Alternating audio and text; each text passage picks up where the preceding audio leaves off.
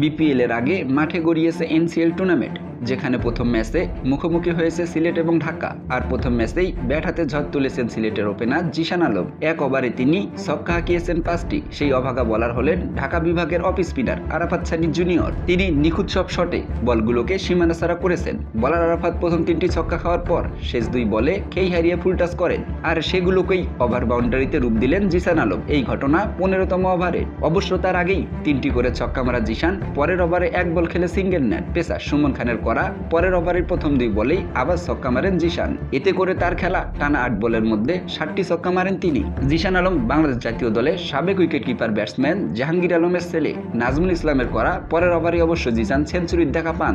ওই ওভারের প্রথম বলে 1 রান নিয়ে 52 বলে 100 ছোঁয়া এই ব্যাটার পরের বলেই বোল্ড হয়ে যান। বিদায়ের আগে জিশান আলম 53 বলে 4 চার এবং 10 ছক্কায় 100 রানের ঝকঝকে ইনিংস উপহার দেন। বাংলাদেশের ঘরোয়া টি-20-র অন্যতম সেরা ইনিংস হিসেবে মনে রাখতে হবে জিশানের ইনিংসটাকে।